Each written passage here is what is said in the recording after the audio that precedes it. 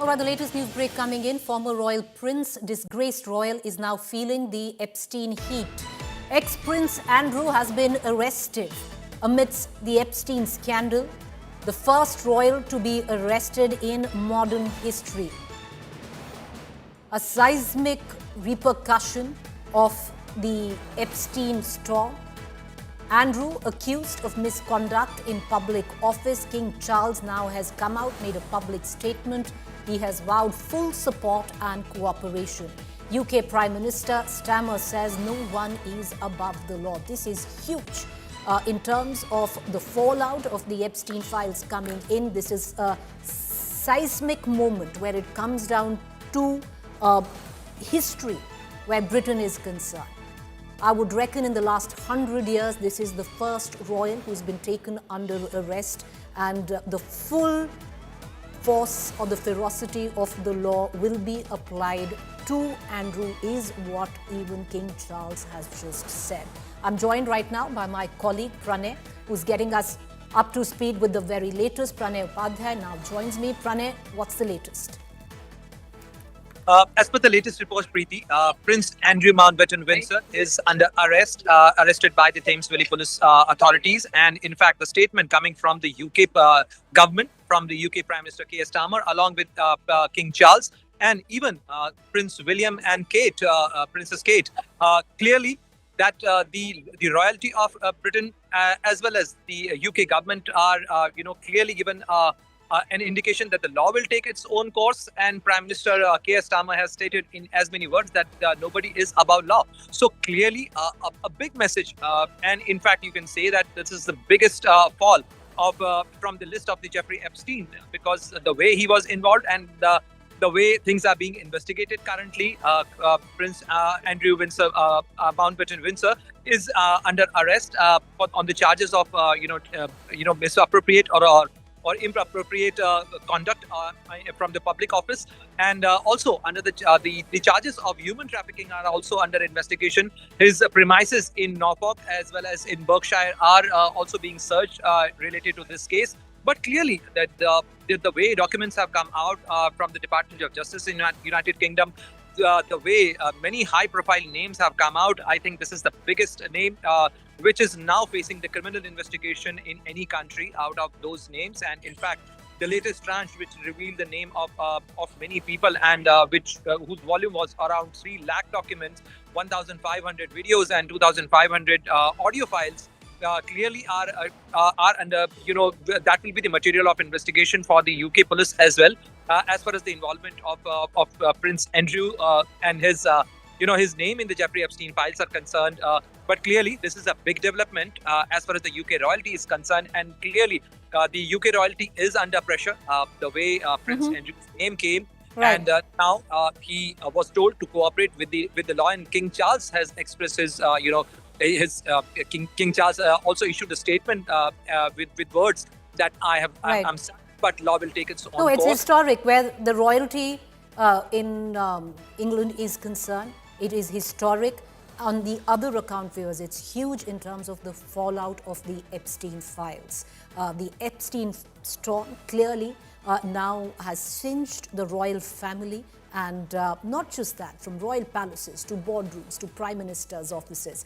The Jeffrey Epstein files are blowing open the world's corridors of power. Top names are stepping down across continents, humiliated on the streets, questioned on what their role was, under scrutiny. As resignations mount, charges surface, the Epstein files are no longer just revelations, they are a reckoning for the global elite.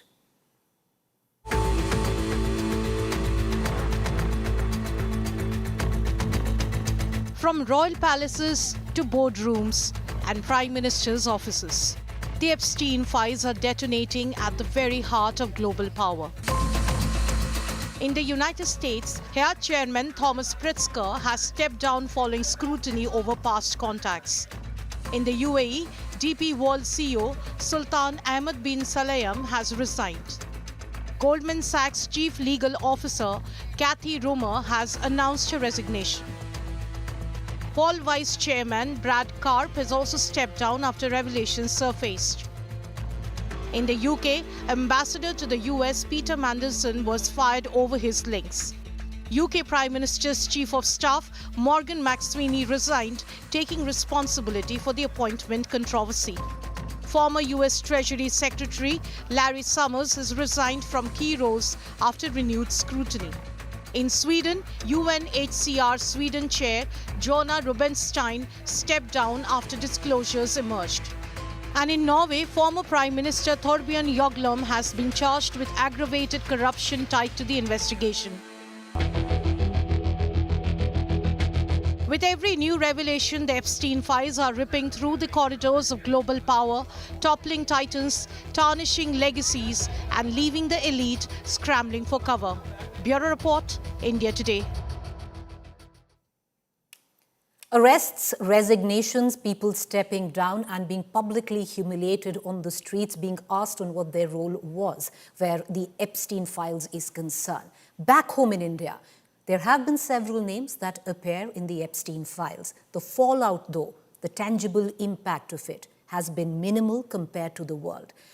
Nobody is saying that these people whose names were mentioned in the Epstein files from India are culpable, but why no scrutiny is a question that beckons to be asked. The latest, though, while no reason was given, Microsoft co-founder Bill Gates, who is in India, will not deliver his keynote address this evening at the India AI Impact Summit in Delhi. In an official statement, the Gates Foundation said the decision was made after careful consideration and to ensure the focus remains on the summit's key priorities. Gates' withdrawal comes amidst massive controversy over his ties to the late sex offender Jeffrey Epstein after Gates was named numerous times in the released files. Earlier, there was source-based information that the controversy has put the Indian government in a tight spot and the invitation was rescinded. But all we know, and we are only giving out what's the official information, all we know is the statement that has been put forth by the Gates Foundation. Well, so Bill Gates will not be speaking at the keynote address at the AI Global Summit. Now, let's move on to the other notable names from India that do find mention in the Epstein files. Right at the onset, names being mentioned doesn't directly indicate involvement of any wrongdoing whatsoever. Having said that, let's get on to the names that have caused a bit of a controversy. One of them is that of the Union Cabinet Minister, Mr. Hardeep Singh Puri. A search on the US Department of Justice website, DOJ website, throws up 46 results for Hardeep Puri, 430 results for Hardeep, and 163 results for Hardeep Singh Puri. The Epstein files prove that Epstein met Hardeep Puri in New York at least on 3 occasions, and that's all detailed in the information in terms of the emails that were exchanged. The email interactions now between the two are from June 2014 to June 2017, when Mr. Puri was not a minister, but he really was a BJP leader. And all along, Epstein was a convicted child sex offender. While the email exchanges show Hardeep Puri making a pitch for Digital India, but he also makes a mention of Epstein's exotic island, where the union minister is asking him, you have Mr. Hardeep Puri in a communication on email, asking Jeffrey Epstein to have fun. In his interviews, Puri has dismissed the interviews right after these files came out. Mr. Puri has dismissed this particular mention where he asks Jeffrey Epstein to have fun as an expression that he uses and should not be read into. Puri has claimed that he only met Epstein 3 or 4 times in 8 years, while emphasizing that he was pushing for a meeting with LinkedIn founder Reid Hoffman. Though email exchanges also show Puri agreeing to assist in getting an Indian visa on a priority basis for an Epstein aid. Does this in any manner make Mr. Hardeep Singh Puri culpable? No, it doesn't make Hardeep Singh Puri culpable. But does it make Mr. Hardeep Singh Puri open to scrutiny? One would say yes. Now, one of the most significant Indian names in the documents is also of industrialist Anil Ambani. The files show that Epstein and Anil were in regular contact. Now, the time frame is just between 2017 and 2019. Jeffrey Epstein was already a known sexual offender after the widely publicized 2008 plea deal. Communications between the two reveal that Anil Ambani at the time positioned himself as a back channel to the Modi government. However, there is no record to show that he had any official clearance from the Indian government to do so. No record whatsoever. The emails, though, also show Epstein using sexualized language in conversations with Anil and extending invitations to his island. There is no evidence in the emails that Anil Ambani made any such visit to the island. However, in a conversation on March 9th, 2017, Anil Ambani asks Jeffrey Epstein, "What is your suggestion?" This was a conversation. And to the question on what is your suggestion, to this, Epstein wrote, "A tall Swedish blonde woman would be better to make the meeting fun." To which Mr. Anil Ambani replies, "Arrange it." Does this make Mr. Anil Ambani culpable or accountable? No. But should he be open to scrutiny? One would think yes. So not culpable, but why not open to scrutiny? Why the veil of silence? The reason, viewers, why we bring out these names is not to stoke controversy, but if seismic changes are taking place across the world at the back of the Epstein storm to fix accountability, why, as a country, are we even shying off mentioning those who need to be under scrutiny? We are not saying culpable, but why not be scrutinized? Why not be open to it? Why this code of silence is a question that should be asked. All right, so with that, let's quickly shift focus to the other domestic political story brewing, and it once again has the fulcrum of the India alliance bang in the middle of it, with the allies of the India alliance not too happy with the fulcrum. The fulcrum here, the Congress, 2.5 years after the opposition came together, the India Bloc to challenge the BJP, the focus has now turned inwards. A Samna editorial, voices from within Congress and rivals pitch for a leadership change once again. Leadership as in why not a Mamata Banerjee to lead the alliance, and more such stuff. Take a look.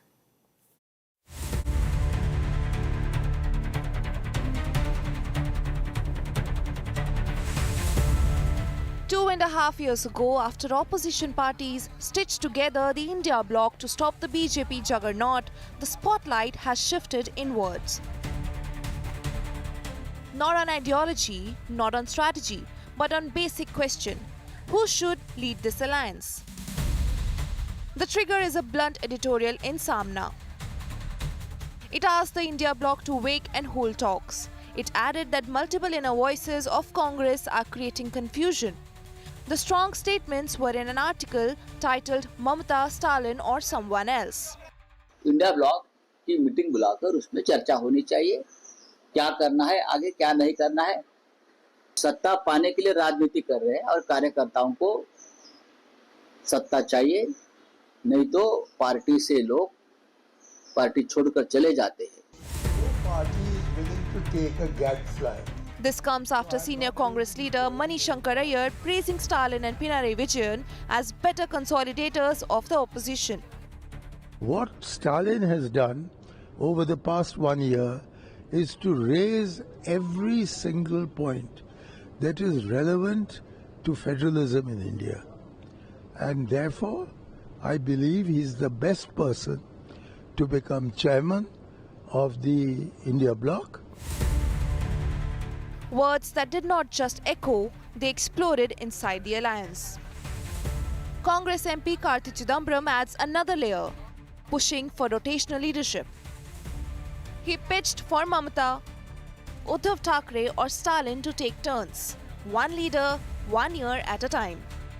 A state party face, he argues, could have made India Bloc stronger. இல்லாட்டி அதுக்கப்புறம் வந்து மமதா பானர்ஜியை போட்டுக்கலாம், இல்லைனாக்க உத்தவ் தாக்கரேயை போட்டுக்கலாம், இல்லைனாக்க திரு ஸ்டாலின் அவர்களை போட்டுக்கலாம், முதலமைச்சர்களாக இருந்த மற்றவர்களை போட்டுக்கலாம், ஒரு ரொட்டேஷன் பேசிஸ்லையும் போட்டுக்கலாம். கன்வீனர் ஆஃப் தி அலையன்ஸ் வந்து பிரதான அரசியல் கட்சியை தவிர இன்னொரு அரசியல் கட்சியை சார்ந்தவர், ஒரு மாநில அரசியல் கட்சியை சார்ந்தவர் இருந்தால் அதுல வந்து சரி, முன்னாடி நீங்க உதாரணங்களா எடுத்து பார்த்தீங்கன்னா அதுல வந்து கொஞ்சம் ஒரு சக்சஸ் ஆயிடும். The Bharatiya Janata Party wasted no time, mocking the India Bloc as confused, divided and leaderless. Every election under him, the India alliance is lost. Lost, not just lost, lost miserably. And every political party that was fooled into joining the India alliance by this vision of the India alliance now realizes that Rahul Gandhi and the Congress is the biggest liability that they have put on their heads. And the report card is unforgiving. Since 2023, India Bloc has lost Chhattisgarh, Madhya Pradesh, Rajasthan, Maharashtra, Delhi, Bihar, Haryana, Andhra Pradesh, Odisha and Sikkim. Wins came only in Telangana, Jammu and Kashmir and Jharkhand. An alliance formed to challenge the BJP is now trapped in a leadership maze. Because in politics, unity isn't just about numbers. It's about clarity at the top. Bureau Report, India Today. All right, let's cut across to Dr. Nasir Hussain, who's joining us on lots of questions that are swirling where the India Alliance is concerned. Dr. Hussain, thank you for taking the time out and joining us this evening, sir. Where shall we begin? With what Karti Chidambaram, your own political leader, says that maybe the India Alliance should have a rotational leadership, get Mamata Banerjee to lead it at some time, then get Mr. Stalin, and then the Congress can take it as well. All right, we're going to try and connect to Dr. Nasir Hussain, who is with us. We're going to try and once again connect to him. But to give our viewers context on what has gone down, especially in the last couple of days, viewers, look at it. There are now 4 big state elections taking place, out of which you have the Congress, which is facing off against the TMC in the state of West Bengal. All is not going very well where the alliance talks in Tamil Nadu are concerned. The Congress in trouble where Assam is concerned as well. The former president has left the party, in all probability moving to joining the BJP. All right, let's cut across to Dr. Nasir Hussain. Dr. Hussain, thank you for taking the time out and joining us. Lots of questions swirling where the India Alliance is questioned, some of them being posed by your own allies and even your own party person who say maybe, like Mr. Karti Chidambaram says, have rotational leadership. Get in Mamata Banerjee to lead the alliance once, then you get the likes of M.K. Stalin to do so, and then Congress can take over the reins.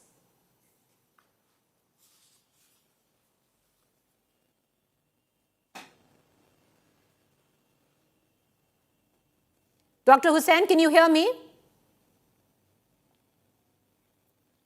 Yeah. Please come again. Dr. Hussain, the question which I asked you is the larger question your allies are posing to you today, or even your own party person, Karti Chidambaram ji, who says have rotational leadership. I think every time there are elections in the states and every time there is some statement here and there, the media picks it up and says there's lots of confusion in the India Alliance. The media should understand, and people, those who worry about India Alliance should understand that we did put up a great show during the parliament election. Another 20-30 seats probably would have been very close to forming the government. It was a good show. All of them did very well. After that, India Alliance was primarily formed to fight the parliament elections. Later on, wherever India Alliance constituents are, they got together at the state level, they sat, they discussed, they bargained, and for the elections. In Jammu and Kashmir, we must have won. We won in Jharkhand, we won in Telangana, we won in Karnataka earlier. So in some states, we lost also. So there will always be losing and winning. And at the level of the parliament, floor management is done on a daily basis in both the houses, parliament, in Lok Sabha and Raj Sabha, under the leadership of Mallikarjun Kharge Sahab and Rahul Gandhi ji. And we are putting up a good show in the parliament also. Now, what is very important is we already have 2 leaders of opposition, one in Lok Sabha and the other in Raj Sabha. And they are leading the India Alliance at the national level. There will be issues, there will be a statement here and there, but doesn't mean that some big confusion is there in India Alliance. And we also at the level of the leadership also, we did have a couple of video conferences, though we didn't meet physically. I think we also met physically once in Rahul Gandhiji's house when we discussed about the SIR issue, say about 4-5 months back. So everything is intact, everything is going on smoothly. There are There are no issue as per se as India alliance is concerned. But there could be statements here and there. They are all their personal statements. But, Hussain Saab, if you look at it, you have an editorial in the Samna where you'll have your own allies saying that the Congress needs to go, maybe Mamata Banerjee needs to come in.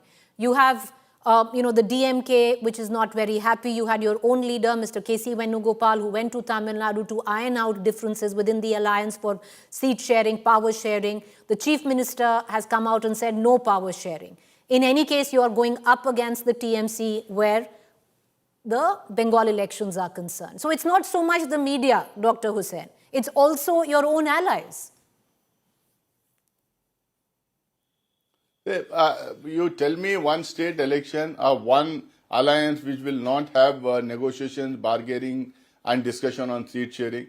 In Bihar, we did have our own issues, and also did the BJP, JDU alliance had their own issues.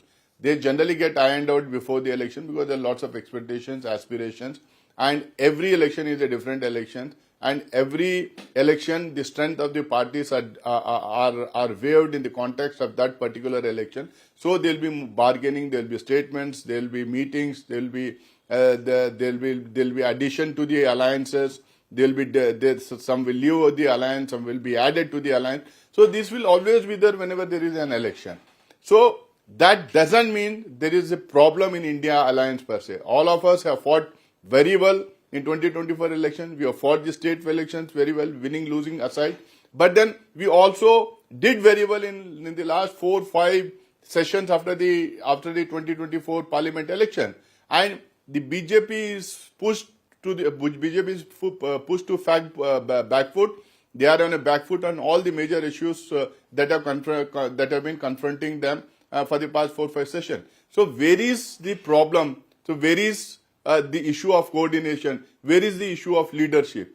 So I always feel that for a healthy election, for a healthy discussion, right, for a healthy relation, there should be discussions on seat sharing. There should be discussion of on the way we campaign. There should be discussion on power sharing. So that is happening everywhere. Okay.